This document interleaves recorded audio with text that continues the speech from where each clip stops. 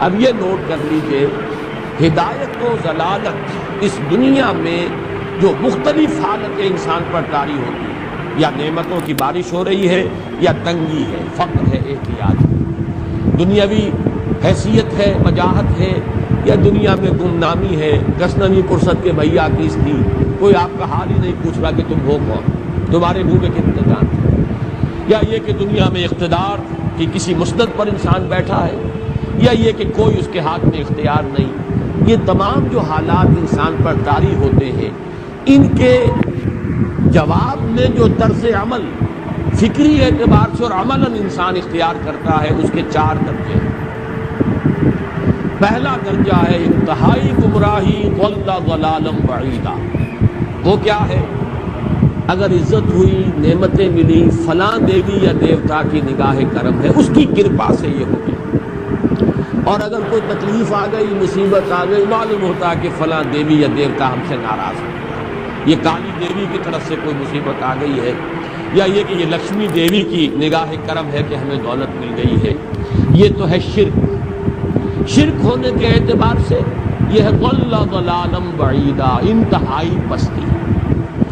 اس پستی سے اوپر آئیں گے تو توحید کی پہلی منزل ہے۔ عزت دی اللہ نے، اگر کوئی تنگی آ گئی، فقر، تکلیف، کوئی ذلت، رسوائی، یہ بھی اللہ کی طرف سے۔ ایک اعتبار سے تو انسان ہدایت پر آ گیا، بڑی گہرائی تھی اس گندگی کی اور اس خباثت کی جو شرک جس کا نام ہے، اس سے انسان نکل آیا، نجاست سے۔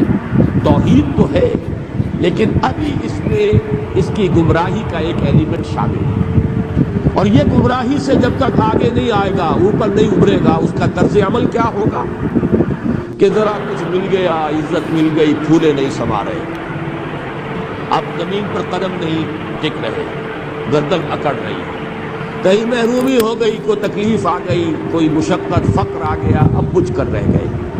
ان دونوں کیفیات میں انسان کا پینڈولم جو ہے وہ ایکسٹریم ہو جائے گا۔ یہ کب ہوگا؟ جب کہ انسان یہ سمجھتا ہے کہ اس دنیا میں جو دولت مل گئی یا عزت مل گئی تو یہ گویا کہ بڑی کوئی قابل فخر شے ہے، اور اگر یہاں پر کوئی تکلیف آ گئی، کوئی مصیبت آ گئی، فقر و فاقہ آ گیا تو یہ گویا کہ بہت ہی اہانت آمیز شے ہے۔ اگر یہ انسان سمجھے گا تو طرز عمل وہ نکلے گا نتیجے کے طور پر جو میں بیان کر چکا ہوں، یہ گمراہی ہے۔ اس گمراہی سے نکلیں گے تو آپ کس مقام پر آئے؟ دوسری منزل ہدایت کی کیا ہے؟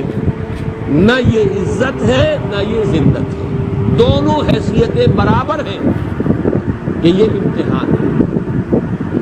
اسی لیے ان دونوں آیتوں میں ایک لفظ قدر مشترک ہے، اذا مبتلا فاما الانسان اذا مبتلاه ربه فاکرمہ ونعمہ۔ یہ بھی ایک ابتلا ہے، آزما رہا ہے اللہ، کبھی وہ دے کر آزماتا ہے، کبھی چھین کر آزماتا ہے، کبھی فقر و فاقہ سے آزماتا ہے، کبھی وہ کثرت دولت اور کثرت مال سے آزماتا ہے، کبھی وہ صحت دے کر آزماتا ہے کہ یہ قوت اور توانائی اور صحت جو میں نے دی ہے یہ اس میں کیا کرتا ہے، کبھی وہ مرض کے ذریعے سے آزماتا ہے کہ صبر کرتا ہے کہ نہیں کرتا۔ ہمارے لیے شکوہ اور شکایت تو اس کی زبان پر نہیں آ جاتی، نالا اور شیون تو نہیں آ جاتا، تکلیف جھیلتا ہے کہ نہیں جھیلتا، اس میں تحمل ہے کہ نہیں ہے، تو صبر کرتا ہے یا شکر کرتا ہے۔ یہ دونوں کیفیات در حقیقت اس اعتبار سے مساوی ہے، یہ بھی امتحان، یہ بھی امتحان۔ یہ حقیقت جب سامنے ہوگی اب وہ پینڈولم جو ہے وہ بہت کم ہو جائے، یعنی انسان میں طبعی طور پر تو ایک اثر ہوتا ہے غیر اختیاری، کسی چیونٹی نے کاٹا آپ کے پاؤں پر، آپ اپنا پاؤں ہٹا لیں گے، اس میں کوئی ارادہ نہیں، یہ ریفلیکس ایکشن ہے، غیر اختیاری فعل۔ اس حد تک تو انسان ضرور متاثر ہوتا ہے، اس سے تو کوئی انسان جو ہے وہ بلند تر نہیں ہو سکتا۔ حضرت ابراہیم رضی اللہ تعالیٰ عنہ، حضور کے وہ نومولود فرزند، انتقال جب ہو رہا تھا آپ کی آنکھوں میں آنسو آ گئے۔ اب یہ ایک طبعی اثر ہے، ایک فعل ہے، انفعالی کیفیت ہے جو بالکل طبعی ہے، لیکن یہ نہیں کہ اس کی وجہ سے انسان کی زبان پر کوئی شکوہ آ جائے، کوئی شکایت آ جائے، یہ نہیں ہوگا، یہ ایمان کے منافی ہے۔ اسی طریقے سے اگر کوئی خوشی ہوئی ہے تو چہرے کے اوپر ایک نکھار آ جائے گا، تبسم آ جائے گا، اس سے زائد نہیں۔ اس حد تک تو یوں سمجھیے کہ انسان کا طبعی تقاضا ہے۔ اس سے زیادہ یہ پینڈولم اگر سوئنگ کر رہا ہے تو گویا کہ اس حقیقت سے انسان محجوب ہے کہ یہ بھی امتحان ہے، یہ بھی امتحان ہے، جو ہم سورہ حدید میں پڑھ چکے ہیں۔ ما اصاب من مصیبت فی الارض ولا فی انفسکم الا فی کتاب من قبل ان نبراها ان ذلک علی اللہ یسیر لکی لا تعصوا علی ما فاتکم ولا تفرحوا بما آتاکم۔ اللہ تمہیں کچھ دے تو اتراؤ مت، اللہ تم سے کچھ چھین لے تو اس کے اوپر افسوس مت کرو۔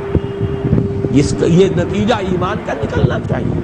اگر تمہیں ایمان ہے اللہ پر، اگر تمہیں یقین ہے کہ جو کچھ ہوا ہے اللہ کے اذن کے بغیر نہیں ہوا، اگر تمہیں یقین ہے کہ اللہ نے جو میرے لیے طے کیا ہے اس میں میرے لیے خیر ہی ہے، چاہے فی الحال فی الوقت فوری طور پر مجھے ناگوار محسوس ہو رہی ہے بات، لیکن یقیناً میرے لیے اس میں خیر ہے میرے رب کی طرف سے، کہ ہر کے ساتھ یہ ماریخ عین الطافظ۔ ہم تو شارٹ سائٹڈ ہیں، ہم دیکھ نہیں سکتے کسی شے کو، ہم اس کے ظاہر کو دیکھ کر گھبرا اٹھتے ہیں کہ یہ تو تکلیف آ گئی، کیا پتا اسی کے پردے میں اللہ کی رحمت آ گئی۔ میں نے وہ رئیس امروہوی کے اشعار آپ کو کئی دفعہ سنائے ہیں۔ وہ وقت آیا کہ ہم کو قدرت ہماری سعی و عمل کا پھل دے، بتا رہی ہے یہ ظلمت شب کہ صبح نزدیک آ رہی ہے، ابھی ہے کچھ امتحان باقی، فلاکتوں کے نشان باقی، قدم نہ پیچھے ہٹے کہ قسمت ابھی ہمیں آزما رہی ہے۔ رئیس اہل نظر سے کہہ دو کہ آزمائش سے جی نہ ہارے، جسے سمجھتے ہو آزمائش وہی تو بگڑی بنا رہی ہے۔ اسی آزمائش سے تو بگڑی بنے گی، اسی سے تو تمہارا خیر جو ہے اجاگر ہوگا، سامنے آئے گا، پتہ چلے گا who's who, what is what۔ ابو بکر میں کتنا یقین اور ایمان تھا کہ کیسے معلوم ہوگا، کیسے معلوم ہوگا کہ بلال میں کتنا سہار، کتنا تحمل تھا، کتنا صبر تھا، اگر وہ مصیبت ان پر نہ آتی کہ جو امیہ ابن خلف کے ہاتھوں ان پر قیامت ٹوٹ رہی تھی۔ تو یہ ساری چیزیں جو ہیں ما اصاب من مصیبت فی الارض ولا فی انفسکم الا فی کتاب من قبل ان نبرأ ان ذلک علی اللہ یسیر لکی لا تعصوا علی ما فاتکم ولا تفرحوا بما آتاکم واللہ لا یحب کل مختال فخور۔ اگر اس حقیقت سے محجوب ہو جاؤ گے تو پھر اختیال اور فخر اور گھمنڈ پیدا ہو جائے گا تمہارے اندر، یا دوسری طرف مایوسی، کمر ہمت ٹوٹ کر رہ جائے گی، خودکشی کرنے کو انسان آمادہ ہو جاتا ہے، ذرا کوئی ناکامی دنیا میں آ گئی، کوئی تکلیف آ گئی۔ یہ ہے در حقیقت تیسری منزل، ہدایت کی دوسری سیڑھی۔ پہلا کیا تھا؟ نہایت ضل ضلالا بعیدا، کوئی خیر مل گیا تو کسی دیوی کی نگاہ کرم، کوئی تکلیف آ گئی تو کسی دیوتا کی ناراضی، یہ تو ہے ضل ضلالا بعیدا۔ اس سے اوپر آئے، یہ پہلی سیڑھی ہدایت کی ہے۔ عزت ہے تو اللہ کی طرف سے، اور اگر کوئی ذلت ہے، تنگی ہے تو اللہ کی طرف سے، یہ ہدایت کا آغاز